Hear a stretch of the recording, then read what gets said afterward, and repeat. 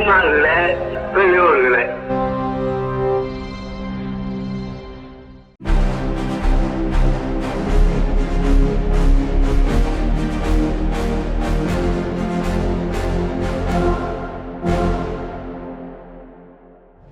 அனைவருக்கும் வணக்கம். இன்றைய விடுதலை பார்வைக்கு அன்போடு வரவேற்கிறோம்.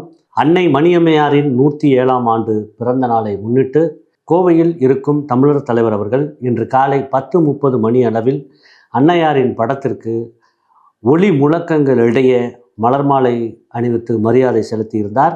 அதுபோது அந்த நிகழ்வில் திராவிடர் கழகத்தின் மாநில ஒருங்கிணைப்பாளர் தஞ்சை இரா ஜெயக்குமார் அவர்களும் ஆதித்தமிழர் பேரவையின் நிறுவன தலைவர் இரா அதியமான் அவர்களும் மற்றும் கோவை மாவட்ட திராவிடர் கழகத்தின் தலைவர் சந்திரசேகர் மற்றும் கோவை மாவட்ட செயலாளர் பிரபாகரன் உள்ளிட்ட திராவிடர் கழகத்தின் முக்கிய நிர்வாகிகள் மற்றும் ஆதித்தமிழர் பேரவை மற்றும் பிற தோழர்களும் பங்கேற்று பெருந்திரளாக இந்நிகழ்வில் கலந்து கொண்டுள்ளனர்.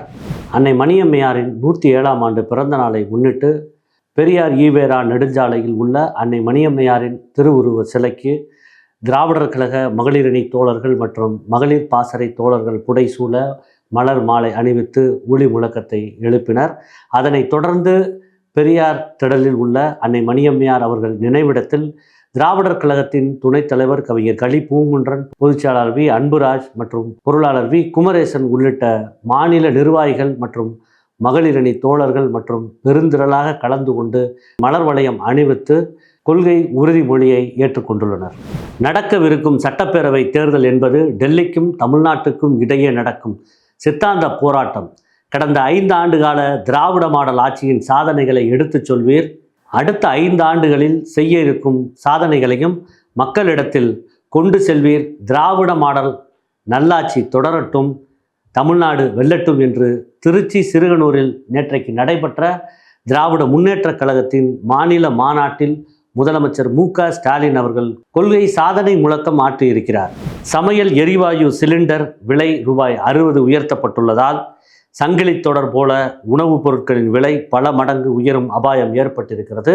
சமையல் எரிவாயு விலை உயர்வை திரும்ப பெற வேண்டும் என்று மார்க்சிஸ்ட் கம்யூனிஸ்ட் கட்சியின் மாநில செயலாளர் சண்முகம் அறிக்கை வெளியிட்டிருக்கிறார். ராமநாதபுரம் மாவட்டத்தில் சைவ சமண பௌத்த தடங்கள் அதிகம் உள்ளது திருவாடானை பகுதியில்தான் என மரபு நடை நிகழ்வில் தெரிவிக்கப்பட்டுள்ளது. உலக சந்தையில் எண்ணெய் தட்டுப்பாட்டை குறைப்பதற்காக ரஷ்யா கச்சா எண்ணெய் மீதான தடைகளை நீக்குவதாகவும் 30 நாட்களுக்கு மட்டும் ரஷ்யாவிடம் கச்சா எண்ணெய் வாங்க இந்தியாவுக்கு அனுமதி அளித்துள்ளதாகவும் அமெரிக்க அரசு அறிவித்திருக்கிறது. அதனை ஒட்டி இந்தியர்கள் நல்ல நடிகர்கள் ரஷ்ய எண்ணெய் வாங்க அனுமதி என்று அமெரிக்க நிதியமைச்சர் பேசியிருக்கிறார். ஒரே நாடு ஒரே தேர்தல் என்பது நோயை விட மோசமான மருந்து என்று ஒன்றிய அரசுக்கு முதலமைச்சர் மு.க. ஸ்டாலின் அவர்கள் கண்டனம் தெரிவித்திருக்கிறார். தலைமை தேர்தல் ஆணையர் ஞானேஷ்குமாருக்கு எதிராக நாடாளுமன்றத்தில் பதவி நீக்க அறிவிப்பை முன்வைக்க இந்தியா கூட்டணி கட்சிகளின் எம்பிக்களின் கையொப்பங்களை சேகரிக்க தொடங்கியுள்ளன.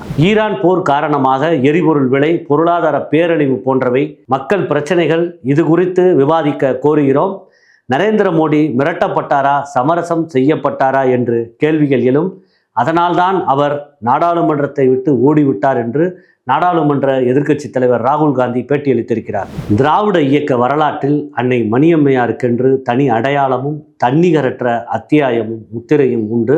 அப்பேற்பட்ட அன்னை மணியம்மையார் அவர்களின் 107ஆம் ஆண்டு பிறந்த நாள் என்று அதனை ஒட்டிதான் இன்றைக்கு விடுதலை தலையங்கம் வெளிவந்திருக்கிறது. இதில் அன்னை மணியம்மையார் அவர்களின் கொள்கை தீரத்தையும் வீரத்தையும் அடக்குமுறைகளை எதிர்த்து அவர் நடத்திய போராட்டங்களையும் ராவண லீலா நடத்தியதை பற்றியும் இன்று மிக தெளிவாக விளக்கமாக இந்த தலையங்கம் எழுதியிருக்கிறது.